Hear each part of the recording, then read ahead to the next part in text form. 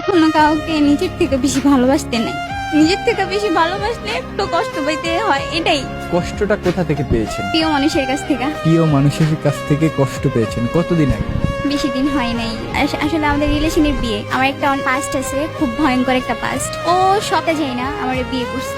এখন আমাদের সম্পর্ক ওরকম নাই আর কি, আমার ছাইরা চলে গেছে। আগে আমার বিয়ে হয়েছিল, একটা বাচ্চা আছে, আর অতীত এগুলা যাই না। ওই ছেলে সব মাইনে ও আমার বিয়ে করছে। এখন ওর ফ্যামিলির কারণে নাকি আমার ছেড়ে চলে যেতেছে। ও আমার সাথে 2 বছরের সম্পর্ক, আমাদের 9 মাস হয়েছে বিয়ে হয়েছে। ওরে পাওয়ার জন্য আমি অনেক কিছু করছি, আগে আমার করার প্রয়োজন। ও আমারে ভুল বুঝছে, যে ওরে আমি যে কারণে ভুল বুঝুক না কেন, ও ছেড়ে চলে গেছে। এখন ওর একটাই কথা, আমার ফ্যামিলি মানবে না। তো এটা তো ওর আগে জানা উচিত ছিল আমার জীবনে। আমি ওরে, ও যখন আমার জীবনে আসে ওরে আমি বলছি সমাজ এটা মানবে না, এটা কখন কেউই মানবে না। তখন বলছে দরকার হলে সমাজের বাইরে চলে যাব।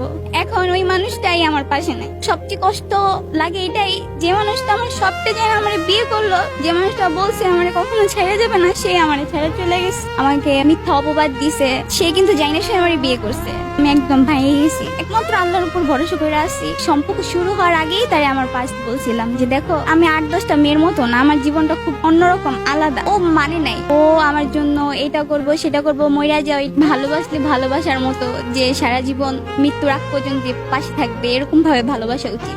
মাঝপথে হাতটা ছাড়বে না। কখনো কাউকে নিজের থেকে বেশি ভালোবাসতে নেই। নিজের থেকে বেশি ভালোবাসলে একটু কষ্ট পাইতে হয়, এটাই।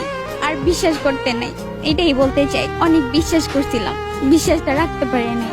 মাঝপথে হাত ছেড়ে চলে গেছে, বলছিল কখনো ছাইরা যাবে না। আমার লাইফে যে পাস্ট ছিল বাকি, তখন আমি বুঝতাম না ভালোবাসা কি। কিন্তু আমার লাইফ আসার পরে যে ভালোবাসে কি, এটা আমি বুঝতে পারছি। আর ও আমার ওরকম ভাবেই ভালোবাসছে।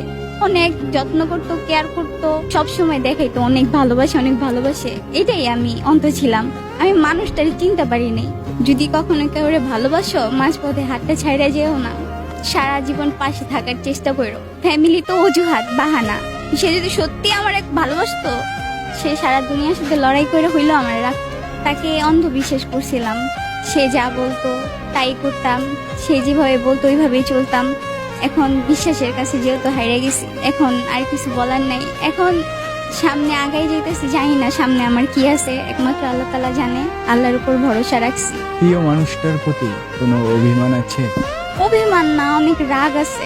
যদি ছাইরা যাওয়ার হইতো, এত ভালোবাসা দিল কেন, আর এত ভালোবাসলো কেন? আগেই চলে যেত, বিয়ের আগেই চলে যেত। ভালোবাসার মানুষটাকে কি কখনো ভোলা সম্ভব? না, আমরা যে বলি ভালোবাসার মানুষটা ভুলা যাব, আসলে আমরা ভুলে যেতে পারি না। এই যে আজকে আমরা এত সুন্দর একটা জায়গায় আসছি, সবচেয়ে বেশি কিন্তু তারই মিস করতেছি। তারে বলছিলাম যে এখানে সেখানে নিয়ে কত জায়গায় ঘুরাবো। সে আমারে বলছিল আমার এই নিয়ে সে ঘুরবে, তার সাথে একসাথে ঘুরবো। কিন্তু সেই মানুষটা আমার পাশে নেই। এখানে আসার কথা তারে নিয়েছিল, অনেক বলছি যাও, নিয়ে যাও। তাকে ছাড়া কি জীবনটা নতুন করে সাজানো সম্ভব? না, আমার জীবন আর, সবাই বলে যে সামনে আগাও, নতুন করে জীবন শুরু করো। কিন্তু কেউ যদি কাউরে সত্যিকারের ভালোবাসে ভাইয়া মন থেকে, সে কখনই পারে না নতুন করে জীবন শুরু করতে। মায়া জিনিসটা খুব খারাপ। মানুষ চলে গেলেও মানা যায়, মানুষের স্মৃতি, মানুষের মায়া, এগুলো ভোলা যায় না।